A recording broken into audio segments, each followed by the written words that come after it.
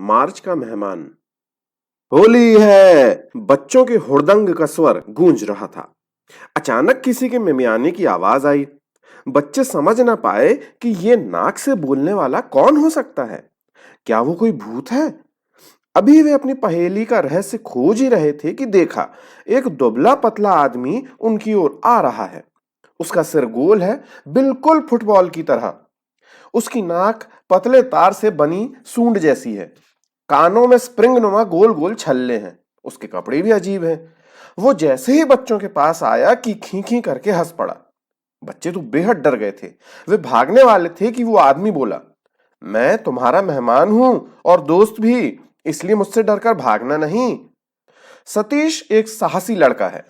वो चुपचाप ये सारा तमाशा देख रहा था। उसने पूछा, कौन हो तुम? यहाँ क्यों आए हो? मैं मंगल ग्रह का आदमी हूं। तुम्हारा पृथ्वी ग्रह देखने आ रहा था, पर रास्ते में रॉकेट टूट गया, इसलिए यहां बड़ी मुश्किल से जान बचाकर उतरा हूं। तुमने अभी आसमान में धमाका सुना होगा, वो मेरे रॉकेट के टूटने का हुआ था। अच्छा, तो क्या मंगल ग्रह में सचमुच आदमी रहते हैं? सुधीर ने आश्चर्य से पूछा। अभी कुछ दिन पहले अमेरिका ने अपना एक यान भेजा था। उससे तो यही पता लगा कि मंगल ग्रह पर कोई नहीं है। हाँ, जहां वो यान उतरा था उस जगह पर कोई नहीं रहता। बस्ती तो वहां से बहुत दूर है। दरअसल अगर हमारे ग्रह के इस रहस्य का पता लग जाए तो हमारा नामो निशान मिट जाए। अच्छा, तो हम तुम्हें अपना दोस्त मान लेते हैं, सतीश ने कहा। हमने सुना है मंगल ग्रह के लोग बड़े बहादुर होते हैं। हाँ, इस बात का इस दुनिया के लोगों को बहुत पहले से पता था। इसलिए रोम के लोग अपनी बहादुरी का देवता मंगल यानी मार्स को मानते रहे। इसके अलावा उन्होंने अपने कैलेंडर के पहले महीने का नाम भी मार्स रखा। लेकिन पहला महीना तो जनवरी होता है, रज्जन ने कहा। यह सुनकर मंगल ग्रह का वो आदमी हंसने लगा। उसने कहा, पहले के साल में 10 महीने ही हुआ करते थे। बाद में सन 1752 से जनवरी और फरवरी 2 नए महीने जोड़ दिए गए। इस तरह मार्च के नाम पर रखा गया महीना तीसरा हो गया। मार्च इसी मार्स का बिगड़ा हुआ रूप है। अरे वाह, तुम्हें तो दुनिया की बहुत सी बातें मालूम है, सुधीर ने कहा। हाँ, हम लोग इस दुनिया की बहुत सी बातों की जानकारी प्राप्त करते रहते हैं, लेकिन आज तो मैं चाहूंगा कि तुम लोग मुझे ये बताओ कि तुम्हारे यहाँ इस महीने में क्या-क्या होता है। जरूर बताएंगे। सुनो, इस महीने में हम लोग होली का त्योहार मनाते हैं। ये रंग अबीर गुलाल का त्योहार सारे देश में धूमधाम से मनाया जाता है। इस अवसर पर लोग आपसी भेदभाव, दुश्मनी आदि भूलकर एक दूसरे के गले मिलते हैं। खूब मिठाइयां बनती हैं। सब लोग खुश होकर मिलते हैं, मिठाइयां खाते हैं, सतीश ने कहा। मैं तुम्हें होली की कहानी सुनाता हूं, सुधीर ने कहा। एक राजा था, हिरण्यकश्यप। उसका एक भाई था, हिरण्याक्ष, और एक बहन थी, होलिका।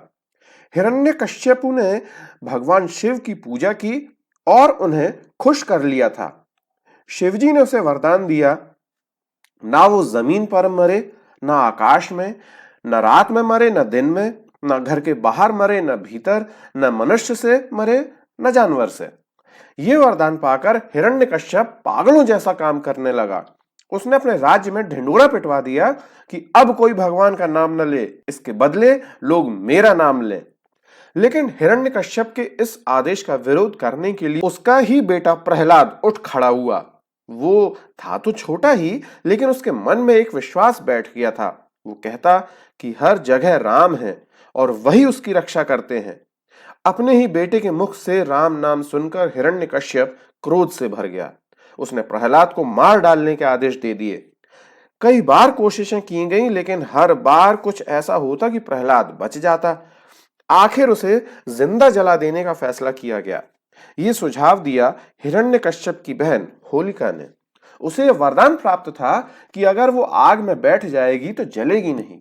बस ढेर सी लकड़ियां इकट्ठी कर ली गईं।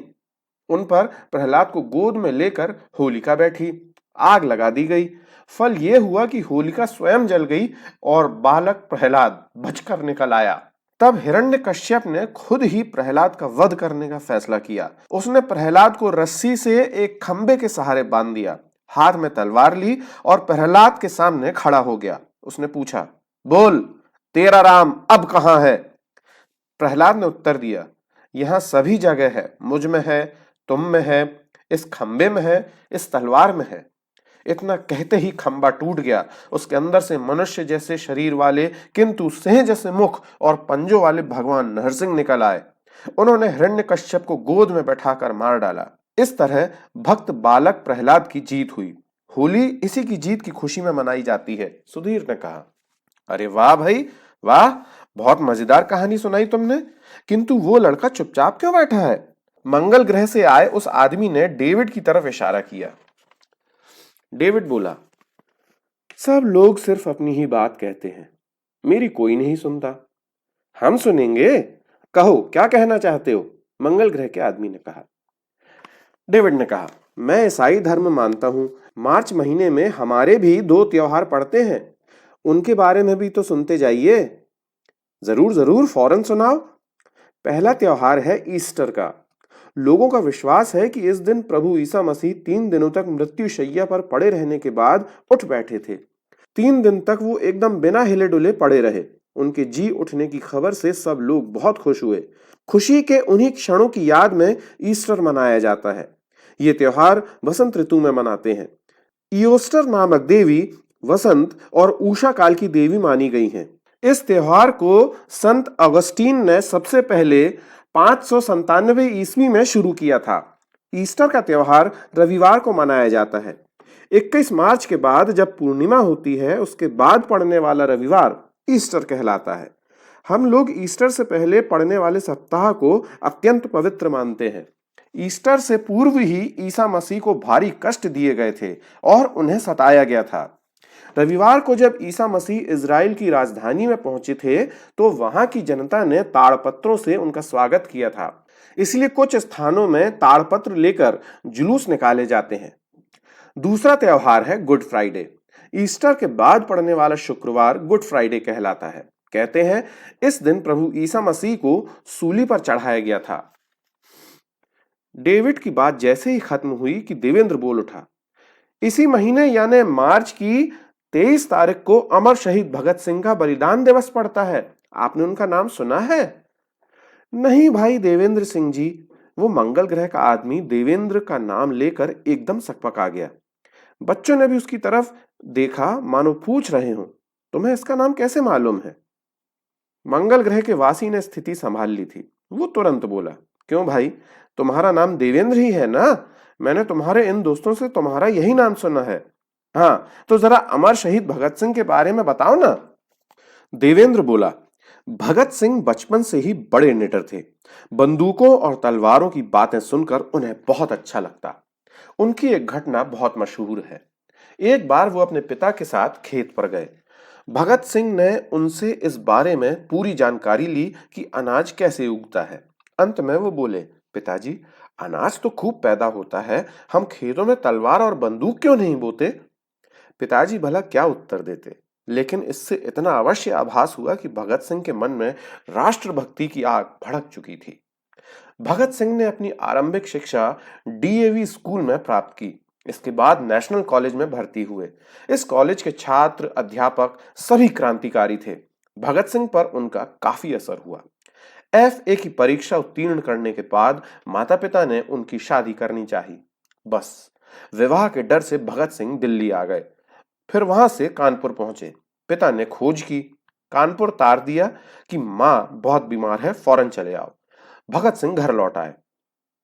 इन दिनों पंजाब में क्रांति का बिगुल बज चुका था।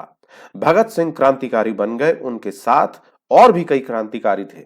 सभी का एक ही नारा था, इंकलाब जिंदाबाद। उनका कहना था कि जब तक क्रांति नहीं होगी, आजादी नहीं मिलेगी। पंजाब केसरी लाला लाजपत राय पर अंग्रेजों ने लाठियां बरसाई थीं। देश के क्रांतिकारियों ने उनके हत्यारे से बदला लेने की प्रतिज्ञा कर ली थी। आखिर उस अंग्रेज पुलिस अफसर पर बम फेंका गया जिसने लाला जी पर लाठी चार्ज का हुक्म दिया था। इस काम में भगत सिंह और चंद्रशेखर का पूरा हाथ था।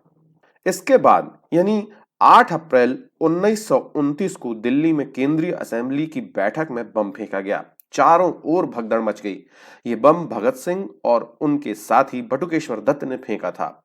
बम फेंककर वे भागे नहीं, इंकलाब जिंदाबाद, साम्राज्यवाद का नाश हो के नारे लगाते रहे।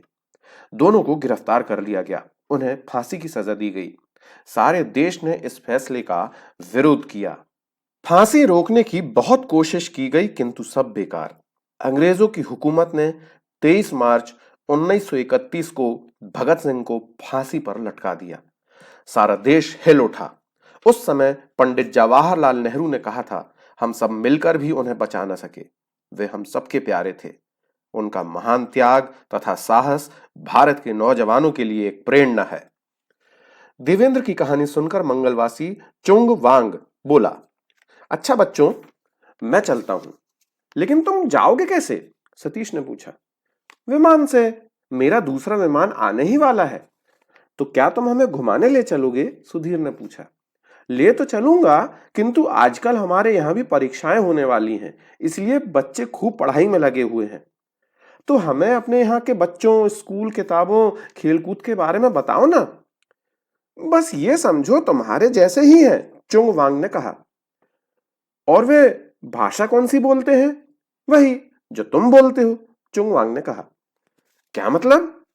सतीश ने चुंगवांग के पास आकर उसे ध्यान से देखा तो वो हरीश चाचा थे।